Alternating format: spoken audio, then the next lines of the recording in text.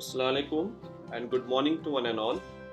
Today we'll study about part 2 of analgesic drugs. So before going ahead, let's see what we have studied in part 1 of this chapter. So part 1 of this chapter, we have studied two important category of analgesic drug, that is opioid and NSAID.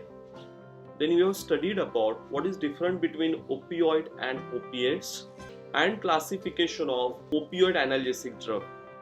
And at the end, we have studied mechanism of action of opioid analgesic. At the end of this e-learning session, you are able to explain effect of opioid analgesic on nociceptive pathway, discuss pharmacological action, adverse effect, pharmacokinetics and clinical uses of morphine.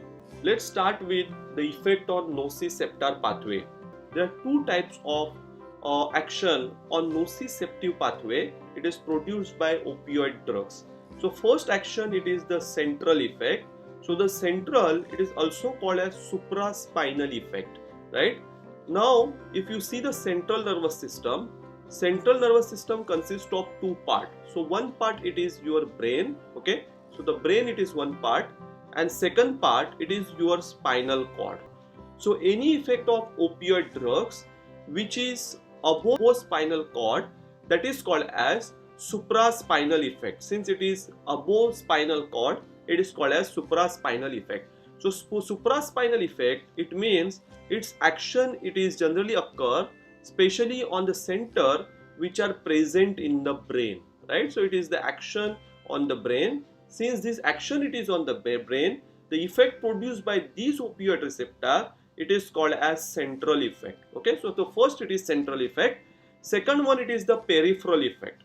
Now from the spinal cord, many spinal nerves are coming, isn't it? Now these spinal nerves, they are going into the different organs, like they are going into the limbs, they are going into the various type of systems, right? So they are going into the different organ. So if drug, if it can produce the action on this peripheral nerve or maybe on some distant organ, so if it can block this nerve and produces analgesic effect, then this type of action of analgesic drug, it is called as peripheral effect. So I hope you understood the effect on nociceptive pathway. So it having two actions, central effect and peripheral effect. Now let's see what are the evidences in the support of these two effects of the morphine. So the first evidence, it show that the intrathecal injection of the morphine, it is more effective. So intrathecal injection, you are giving injection in a brain and it produces the drug, it directly goes to your brain, isn't it? So you are giving injection in the spinal cord and the drug, it is going into the brain to produce the pharmacological action.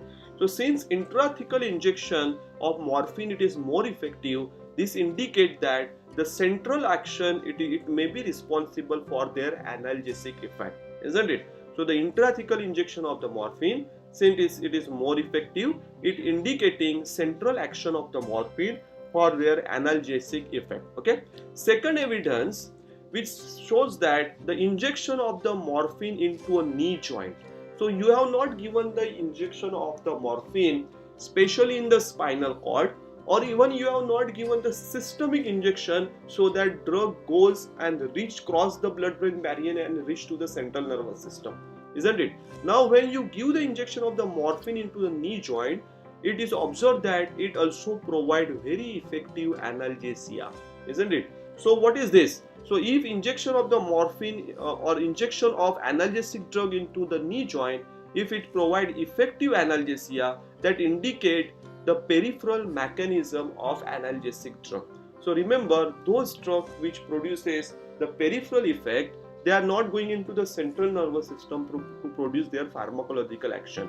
So just you have given injection of the morphine into the knee, it provide effective analgesia. This indicate their peripheral mechanism for their analgesic action. So looking at this, morphine has both central as well as peripheral analgesic action. Now let's go to the pharmacological action of the morphine. So the morphine, it is the prototype drug, or it is also called as the reference compound when we talk about opioid analgesic. So we are not going into the detailed pharmacology of each and every opioid analgesic, but we will be studying in detail pharmacology of the morphine. and that is applicable to the most of opioid analgesic drug. Okay, so the most important effect of the morphine are basically on two important system in the body. One, it is the central nervous system, that is also called as the CNS, and second one, it is the gastrointestinal tract. So we'll see these effects in a detail. Okay, so let's start with the first effect. So what is the first effect for which you are using the morphine? So the first pharmacological action, it is the analgesia. It relieves the pain, and this is called as analgesia. So let's see about analgesic action of the morphine, which type of the pain it is relieved by the morphine. Okay, so the morphine, it is effective in relieving both acute as well as chronic pain, which is associated with many conditions. For example, it can be associated with the tissue injury. If you got the accident and your limbs are injured, then this type of pain can also be relieved by the morphine. It relieves the pain which is related to the inflammation. If you have inflammation and if you touch that particular area, you are suffering from very severe pain. So this type of pain can also be relieved by the morphine. It also relieves the pain which is related to tumor growth. So this is very common, especially in case of the cancer. So in case of cancer, the patient suffer from the pain which is due to the excessive growth of the tumor. So the morphine, it is the capable drug to reduce this pain of the tumor, whereas NSAID are not effective in the treatment of the pain which is related to the cancer. Okay, so it can relieve these both acute and chronic pain associated with the tumor growth, but remember that it is less useful in neuropathic pain syndrome. So this is very interesting pharmacological action. It may be the reverse to what we have seen in earlier slide, that morphine having both central as well as peripheral effect. So if it having peripheral effect, then morphine must also show their effect in case of neuropathic pain syndrome, because neuropathic pain syndrome, this is the pain, it is generally due to degeneration of peripheral neurons. So I am writing PN for peripheral neuron. So it is due to the degeneration of the peripheral neuron, but since it is less useful in the neuropathic pain syndrome, this reflects that the morphine having predominant supraspinal action. What do you mean by supraspinal action? The supraspinal action, it means it having the predominant central effect. So the central analgesic action, it is predominant in case of the morphine as compared to their peripheral analgesic action. Okay, so this is about the analgesic action. So example of the drug which produces this type of actions are the nalorphine and pentazocine. Second pharmacological action of the morphine, it is euphoria. So the morphine, it causes powerful sense of well-being, right? So the euphoria, it is something like feeling of great happiness. Now you can see this person in the image is so happy that he is raising his hand and showing the expression of the well-being, isn't it? Now this is very important action, especially for the person who is in the pain. Now imagine the patient suffering from the pain, patient suffering from the injury, patient suffering from the cancer, he always have the anxiety.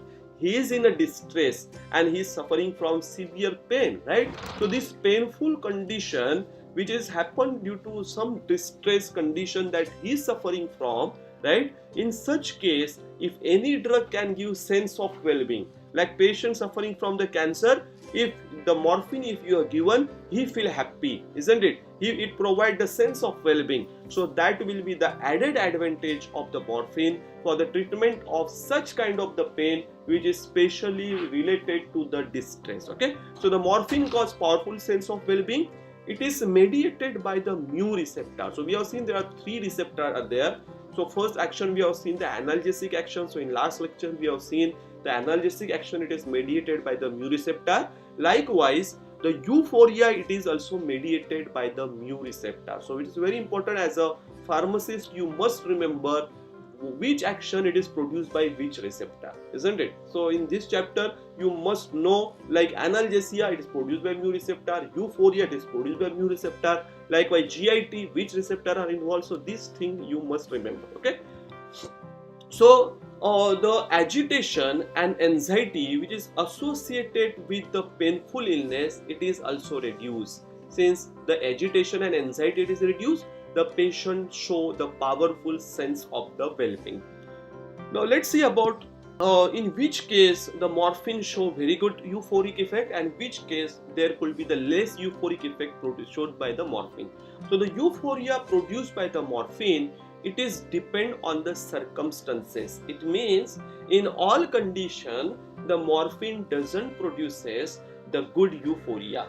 Okay, in some circumstances it produces very powerful euphoria, whereas in some circumstances it produces the less euphoric effect. So let's see what are those circumstances. So especially in patients who are distressed, isn't it? So what is the example of patient who is in distress? I will give you a very good example. You are a very good person, right? You are traveling and suddenly you got accident where you have lose your legs. So there is leg injury is there and your leg it is amputated, right? So since there is amputation of your leg, do you think that you are in the sense of well-being?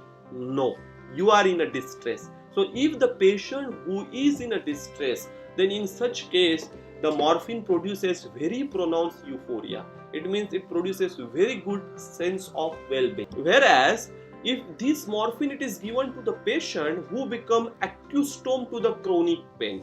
Now what could be the chronic pain? Suppose he is suffering from the cancer from last 1 year, isn't it?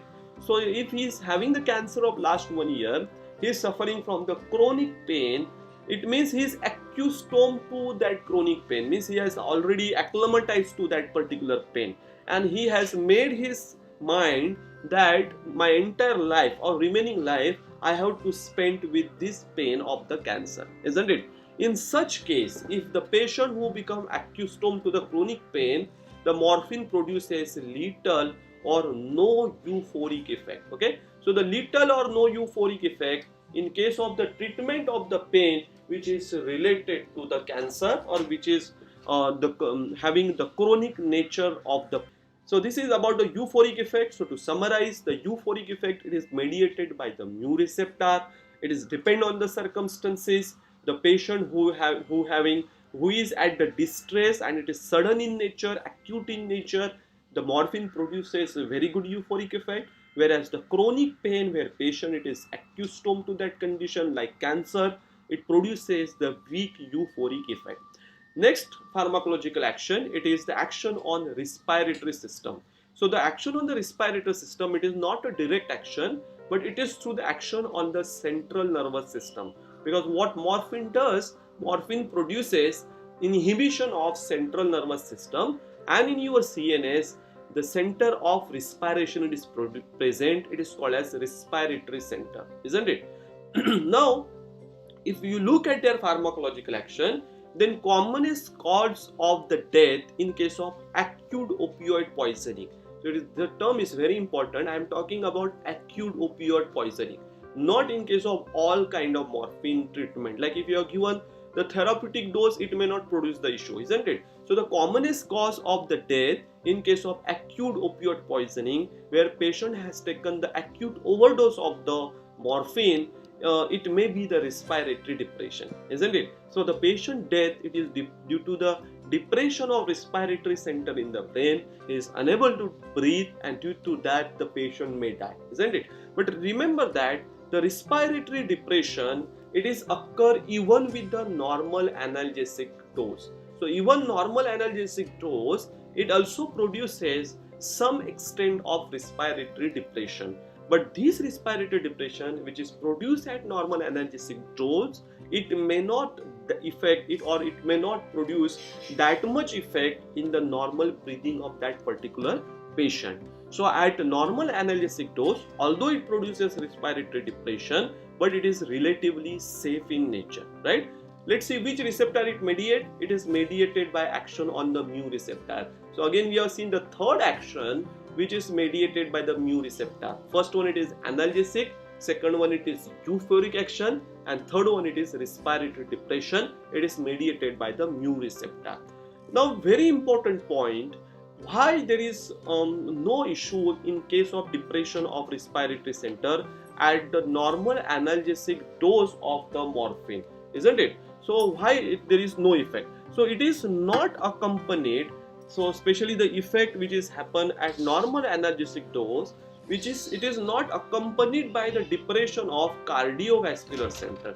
So this is very interesting action, isn't it? So in case of many drugs which produces the depression of respiratory center, they also produces the depression of the cardiovascular center.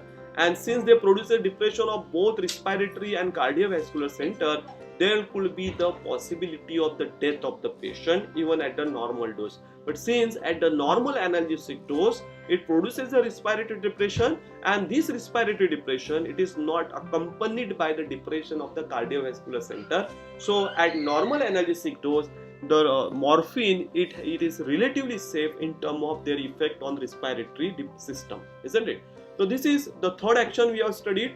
The fourth action, it is depression of the cough reflex. It is also called as the cough suppression. So as such, the original morphine does not having this action, isn't it? So let's see in which case the opioid show the suppression of the cough or produces the antitussive action. So its mechanism at receptor level, it is unclear. How it produces the effects, although it having the predominant central effect, then how it produces the cough suppression, it is not exactly understood. But it is something which is related to SAR. What do you mean by SAR? It is structural activity relationship. Now let's see what change we can do in the structure of the morphine which can lead to good depression of good suppression of the cough, isn't it? So increasing substitution on phenolic hydroxyl group of the morphine. So you have increases the substitution at phenolic hydroxy group of the morphine, it increases the antitussive activity. So when you increase the substitution at this group, so this is phenolic hydroxy group, this is also one hydroxy group which is attached to the benzene, it means it is phenolic in nature. So mostly this substitution, it is on this particular group. So now in this ring there is no substitution, isn't it? So basically this is the phenolic hydroxy group where the substitution if you do, then it can produces or it can increases the antitussive activity of the opioid. Let's see how it is possible. So when you substitute this OH group by the OCH3, now you can see this OH, it is replaced by the OCH3, and when you do this, it lead to formation of the codeine. Now whereas the second benzene ring, now if you see here, there is single double bond, here also single double bond, so it is the same structure, isn't it? So that OH, it is remains as such. So if you do substitution at this phenolic hydroxy group, if instead of H, if you add CH3 group, then it is observed that this structure, it is converted into the codeine, and when you convert it into the codeine having the ability to suppress cough even in sub-analgesic doses. Means you are not given the dose of the codeine which can produces the analgesia, you are given the sub-analgesic dose of the codeine, but at this dose also the codeine produces suppression of the cough. So that is very interesting, and which is related to the change in their the structure. So the substitution at phenolic hydroxy group of the morphine. So those students who are preparing specially for the GPAT, this is very important point you must underline. Phenolic hydroxy group of the morphine, if you increase substitution, it increases their antitussive activity, and what you get when you do the substitution, you get two structure. One, it is the codeine, and we'll see another structure, it is the full codeine. So both it produces suppression of the cough, okay? And since it produces suppression of the cough, these drugs are used in cough medicine. So very good cough syrup, that is codeine phosphate IP, right? It is widely sold, especially in case of the dry cough. So patients suffering from the dry cough which is not related to the sputum or any other cause, then in such case the codeine could be very good drug, okay? Now remember that although it produces these action, that is depression of the cough reflex, but it produces the unwanted effect, it produces the constipation. So the constipation, it is the troublesome side effect of the morphine. So we'll see how it can produces the constipation. So this is, we'll study in there the side effects. So the first side effect or the adverse effect, it is the nausea and vomiting. which is seen in case of 40% of patients. What it means, all the patient on the treatment with the morphine, they does not show the symptom of nausea and vomiting. Okay. The site of action, so site of action is CT's head. So the CT's head, it is basically the chemoreceptor triggering zone. What it is? It is chemoreceptor triggering zone which is present in central nervous system. So again, action it is through the CNS, because the major action, the predominant action of the morphine or opioid analgesic, it is through central nervous system, and this is also not an exceptional. So what it does, it stimulates the chemoreceptor triggering zone. So stimulation of chemoreceptors triggering zone, it produces the nausea and vomiting. So same thing it is doing this, but this is happen only in 40% of patient and not in case of all patient. So the nature of vomiting, it is transient in nature, so it is not that severe side effect, and it disappear when patient is given with the repeated dose of the drug.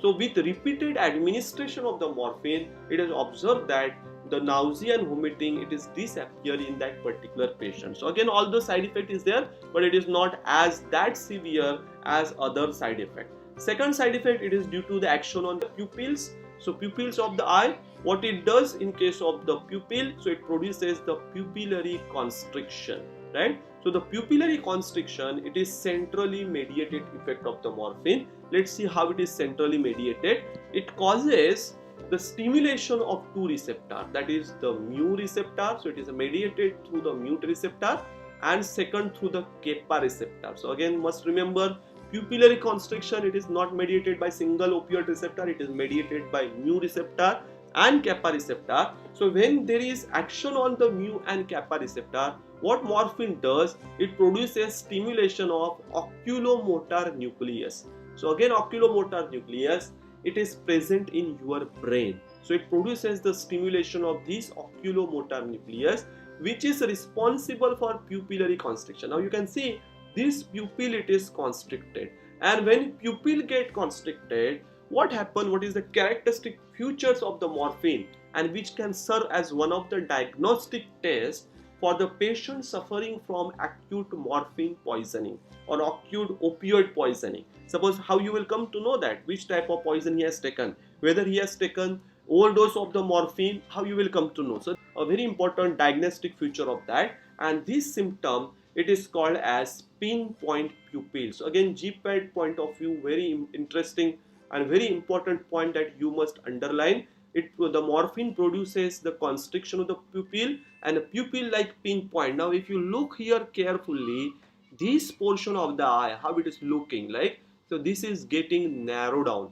So since this is getting narrowed down, here there is formation of the pupil, which is here formation of the eye cavity, where you can simply see the pin. It's look like the pin, right? So this condition, it is called as pinpoint pupil, which is very important diagnostic feature in overdoses with the morphine and related drug. So if you want to just guess, then just on the basis of observing the eye of the patient, you will come to know whether patient has taken the overdose of morphine or not. Okay, so this is a very interesting side effect, an important side effect in case of acute overdose of the morphine.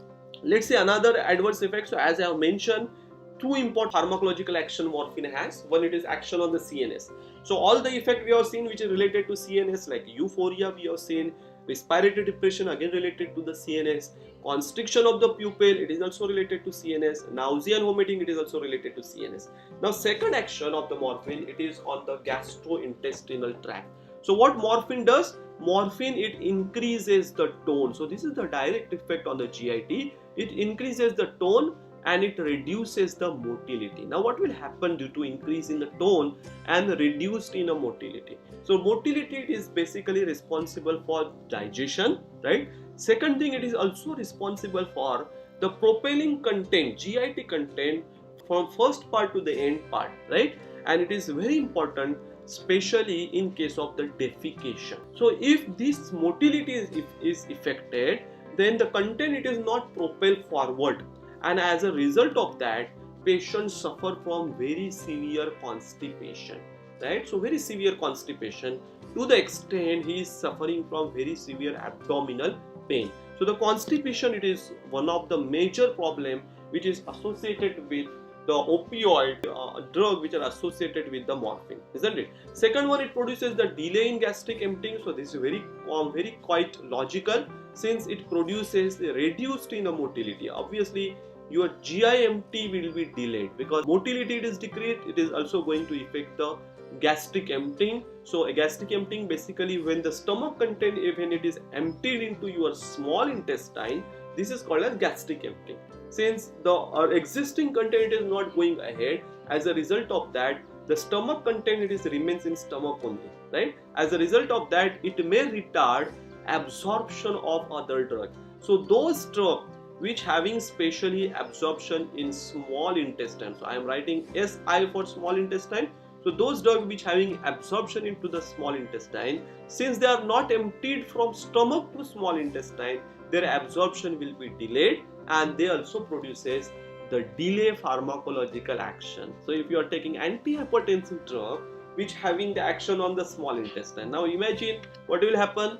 They remain only in the stomach. Since it is not going into the small intestine, they doesn't produces antihypertensive action. So just I have given one example. Likewise, many drugs are there which having or which absorb, those drugs are absorbed into the small intestine. Okay, let's see what precaution we must take in such case. So in some, due to this problem, it produces a constipation, it produces the delay in gastric emptying. So obviously those drugs which absorb into the small intestine, you should be very cautious when you are giving the morphine along with those drugs, isn't it? It may produce some problem. Another important thing, in which clinical condition you should not give the morphine. So opioid should be avoided in patient who is suffering from biliary colics. Okay, so what is the biliary colics? The pain which is related to biliary tract. Okay, so it is generally caused by the gallstone. So when there is formation of the stone in the biliary tract, this is called as a gallstone. So if it is formed, it produces a very severe kind of pain. So pain may be increased. Why pain will increase? Because already the gallstone, it is there in biliary tract, and due to presence of gallstone, what it will do? It will rise intrabiliary pressure. So the pressure will rise, especially in case of the biliary tract, and due to rise in the pressure, along with the constipation. Now you imagine there is constipation is also, there is gallstone is also, so this pressure become double, because the pressure it is due to constipation. He is unable to defecate. So due to that, there is the pressure is there. Also there is the pressure due to the presence of the gallstone. So the pressure become double, right? And due to increase in this pressure, it produces very severe pain. So pain is increased. In addition to increase in a pain, it also produces some other effect. Let's see what is that effect. It produces transient increase in concentration of amylase and lipase in the plasma, which is very dangerous, isn't it? So this is not good clinical condition. So it also produces increase in level of amylase and the lipase in the plasma due to rise in intrabiliary patient. So the pain will also increase. It become very severe. Like gallstone में ऐसा भी pain, whatever pain patient suffering from, that is not tolerable pain, or that is not bearable, isn't it? In addition to that, now you imagine patient having the constipation. So it produces very intolerable pain. Also it produces increase in concentration of amylase and lipase in the plasma. So this is the reason why morphine, it should be avoided in patients suffering from biliary colic. So this may come for 2 marks as a justification, or the question, especially in the question number 1 where they ask the short question. So it is a very favorable question of the examiner, isn't it? Why morphine or opiates are not given, especially in case of patient suffering from bile stone or biliary colic. So we are seeing this effect. So this is the effect on the gastrointestinal tract, and let's see which receptor are involved. The effect on the gastrointestinal tract, it is mediated by all 3 type of receptor, the mu, kappa and delta receptor. So this is again unique action which is mediated by multiple receptor. Likewise, we have seen earlier, constriction, it is mediated by the mu and kappa receptor through oculomotor center stimulation. So here also it produces the action through stimulation of 3 receptor, mu, kappa and delta receptor. Let's see another next action. So the morphine, it also produces release of histamine from mast cell. And we know that if histamine is released, so histamine, it is the mediator of the inflammation. It is mediator of allergic reaction, isn't it? So we'll be seeing this in a detail in our Untitled chapter. We'll study there in a detail, but just now you remember what histamine it does when there is release of the histamine. Since morphine it releases the histamine, it produces the local effect like the urticaria. So urticaria, it is the severe itching and the redness. Okay, so it produces the urticaria and itching at the site of injection. Okay, so that is the problem. It produces the urticaria and itching. Why? Because it produces the release of histamine from the mast cell. So urticaria and itching, which is produced by morphine, it is not a direct action. What it does, it releases the histamine, and histamine indirectly produces the urticaria and itching at the site of injection. Secondly, in addition to local effect, it produces the systemic effect. So you should be careful in some kind of clinical condition. Now, what systemic effect it produces? So that if there is histamine, if it moves from your site of injection to the blood, what it does, it produces the constriction of the bronchi. It produces very severe bronchoconstriction. Secondly, it also produces bradycardia, so decrease in the heart rate. So if there is decrease in the heart rate, that is called a bradycardia. Obviously, it will also decreases your cardiac output, so there will be decrease in cardiac output, and decrease in cardiac output, it may lead to decrease in the blood pressure, that is called as hypotension. Now, since it produces severe bronchoconstriction which is accompanied by the bradycardia and hypotension, you must be cautious when the drug it is given specially to the asthmatic patient, isn't it? Now, if asthmatic patient had got severe injury, now he is already suffering from asthma and he got severe injury, so what you are doing, you are giving the morphine. So if you do that, it produces the bronchoconstriction. So asthma already patient having the constriction of the bronchi, there is the sputum in which is accumulated in the bronchi. In addition to that, if you give the morphine, it will release the histamine. It further produces the bronchoconstriction. To the extent it produces the very severe complication in case of patient who is suffering from the asthma. So this is the reason why morphine it is not given to the patient suffering from the asthma. Another effect it is seen in case of the animal, that is called as the strop tail reaction. What it does, it produces the stiffening of the tail of the rat, and due to stiffening of the tail, the rat unable to keep their tail on the ground, isn't it? So the tail it is always going up. So the raising and stiffening of the tail of the rat or the mice, it is very interesting effect of the morphine which is studied. So this is the problem. Then how it's caused? It's caused by the spasm of muscle at the base of the tail. So this is the base of the tail. So here it produces the spasm of the muscle, isn't it? And due to this spasm, it produces the strop tail reaction, which is characterized by the raised tail in case of the animal. Next pharmacological action, it having the immunosuppressant effect. It suppresses the immunity, and any drug which suppresses the immunity, how we will come to know? It is come to know when immune system it is depressed by long-term opioid abuse. So if you are taking the long-term treatment, or you are addicted to the opium, then you may not taking it for the pain treatment of the pain, but you may be taking because you want euphoria. So if you are having the long-term opioid abuse, in those patients it is observed that opium can decreases the immunity, it suppresses the immunity. As a result of that, it increases the susceptibility of the patient to the infection. So thus such patient they fall to the opportunistic infection. So this is important pharmacological action of the opium. Lastly, we'll see the tolerance and the dependence, and due to this reason opioids it fall into the category of narcotic analgesic. So it produces the tolerance to the opioid, it develops rapidly, and addicts may take 50 times normal analgesic dose of morphine. Now can you imagine this? If you take even 5-6 tablets, you may suffer from severe respiratory depression and death may occur. But in case of the patient who is having the addiction, they can tolerate even 50 times normal analgesic dose of morphine. Why? This is due to the tolerance. What is the tolerance? When you repeatedly take the drug, the dose which is required to produce desired pharmacological action will be also increasing. So today with the one tablet you got the euphoria. After a month maybe you need to take the 2 tablets of the morphine to produce the euphoria. Likewise, after 3 months, if you want to have the same euphoria, you need to take the 3 tablets. So what is this? This is called as the tolerance. So this is the problem. So the morphine produces the rapid tolerance. Secondly, it produces 2 types of dependence. One, it is physical dependence, and second one, it is psychological dependence. Let's see what is physical dependence is. So the physical dependence, it is associated with physiological withdrawal symptom. It means the patient is physically dependent on the morphine, and if you withdraw the patient from the morphine, or if you have not given the morphine to the patient starts showing physical symptom. For example, the symptoms which is seen are like yawning. So yawning, it is very frequent.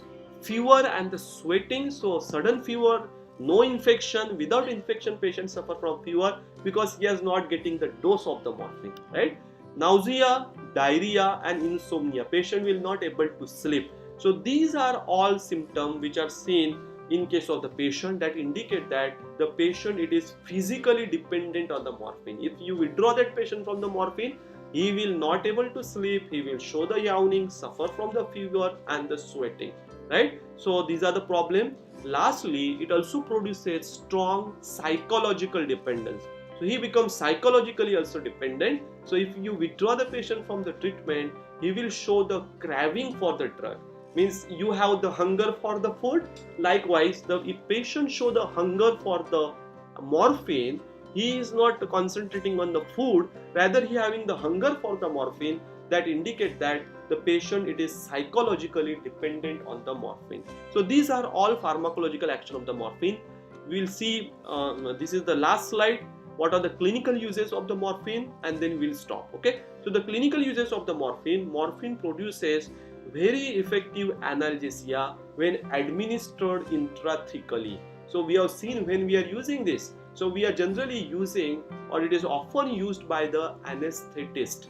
So we know there are some general anesthetic drugs which does not having analgesic action, and we know both loss of consciousness and very good analgesia in order to have ease in the surgical procedure. So in those cases, you can give morphine intrathecally, or you can give opioid analgesic intrathecally. Also, you can also continue with inhalation anesthetic so that it can produce good grade of anesthesia as well as analgesia, right? So you are using in such case, and you are also using for the treatment of chronic or post-operative pain. So the chronic pain, it means it is in case of especially the very severe pain of the cancer. So morphine can be recommended because that cannot be treated with the non-steroidal anti-inflammatory drug. Or you can also use in case of post-operative pain. Means surgery is done, after the surgery patient suffer from severe pain that cannot be tolerable. So then you need to have the strong analgesic drug like the morphine. So you can give the morphine for the treatment of post-operative pain. So these are 2 important clinical uses of the morphine or the opioid analgesic. So to supplement anesthetic action, and secondly in case of chronic or post-operative pain. So I have done with my today's session.